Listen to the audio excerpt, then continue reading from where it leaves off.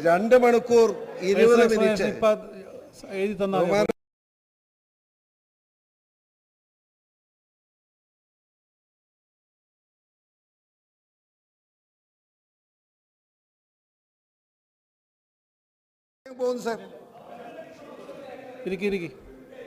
Sir 2 മണിക്കൂർ 20 minute ഞാൻ ചെയ്തോളൂ. നിയമസഭയിലെ 140 അംഗങ്ങളെയും ഉറങ്ങാതെ ചിരിപ്പിച്ച് നർമ്മബോധത്തോടുകൂടി സഖാവ് പിണറായിക്ക് വേണ്ടി നടത്തിയ ആ നയപ്രഖ്യാപന പ്രസംഗത്തെ സന്തോഷത്തോടുകൂടി കാണാൻ കഴിയുള്ളൂ സാർ. കാരണം ഇത്രയും 2 മണിക്കൂർ ഇരുന്നിട്ട് ഒരാൾ പോലും ഉറങ്ങിയില്ല. അത് അദ്ദേഹത്തിൻ്റെ ഒരു കഴിവാണ് സാർ. ഈ നമ്മുടെ ഗവൺമെൻറ്റിനെ പറ്റി ഏത് ഗവൺമെൻറ്റും, അത് Achuthanandan government, Karunakaran government, Oommen Chandy government ഇങ്ങനെയാണ് പറയാറ്. പക്ഷേ ഈ ഗവൺമെൻറ്റിനെ പറ്റി പിണറായി ഗവൺമെൻറ് എന്ന് പറയാൻ ഒരു മടി ആവശ്യമില്ല. അതിന് കാരണം പിണറായി വിജയൻ്റെ നേരെ നിൽക്കാൻ കഴിവുള്ള ഒരെണ്ണവും അവിടെ ഇല്ല.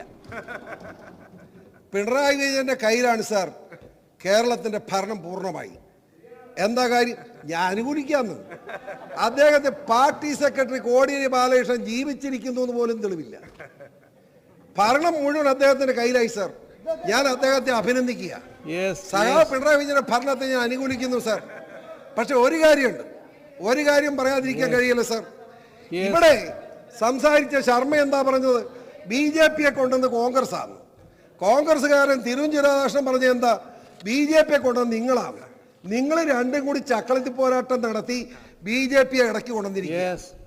ഈ BJP ഇവിടെ വരാൻ സാർ, BJP സവർണ ഹിന്ദു ഫാസിസത്തിന്റെ വക്താക്കളാണെന്ന് BJP-യുടെ ഏക മെമ്പറായി ഇവിടെ വന്ന രാജേട്ടൻ തെളിയിച്ചില്ലേ സാർ? അവർ അദ്ദേഹത്തിന് വോട്ട് എവിടെ കൊടുത്തത്?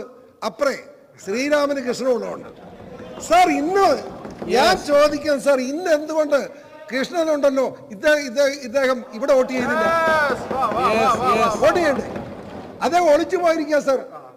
ഞാൻ പറഞ്ഞു വന്ന മറ്റൊന്നുമല്ല. ഇവിടെ ഇടതുപക്ഷവും UDF-ഉം ഒക്കെ വർഗീയ ഫാസിസത്തെ വളർത്തുക മാത്രമല്ല, രണ്ടും കച്ചവട മനസ്ഥിതിയോടുകൂടി മുമ്പോട്ട് പോവുകയാണ്. നിങ്ങൾ രണ്ടും അത് തന്നെ. മോഡിയുടെ പിണറായി വിജയനാ, ഞാനല്ല. വർത്താനം പറയുന്നു. അതായത് ഇടതുപക്ഷം 5 കൊല്ലം, അത് കഴിയുമ്പോൾ വലതുപക്ഷം 5 കൊല്ലം, ഇടതുപക്ഷം UDF-ഉം അഡ്ജസ്റ്റ്മെന്റ് ഭരണമാണ് സാർ നടത്തുന്നത്. കേരളത്തിലെ ജനങ്ങളെ കണ്ണിൽ പൊടിയിട്ടുകൊണ്ട് UDF 5 കൊല്ലം ഭരിക്കാൻ നിങ്ങൾ കേട്ടോ, ഇടതുപക്ഷം 5 കൊല്ലം ഭരിക്കാൻ നിങ്ങൾ കേട്ടോ. പരസ്പരം അണ്ടർസ്റ്റാൻഡിംഗ് സാർ ഇത് രണ്ടും. BJP വരാതിരിക്കണം. BJP വന്ന വീതം അവരും കൂടെ കൊണ്ടുപോകില്ലോ.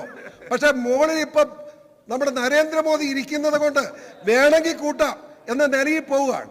ഈ 3 കക്ഷികളും 3 മുന്നണികളും ഈ രാജ്യത്തിന് അപകടമാണ്. ജനപക്ഷ മുന്നണി ഉയർന്നു വരുന്ന സാഹചര്യം ഉണ്ടാവും എന്ന് മാത്രം പറഞ്ഞുകൊണ്ട് ചുരുക്കുന്നു സാർ. നന്ദി, നമസ്കാരം.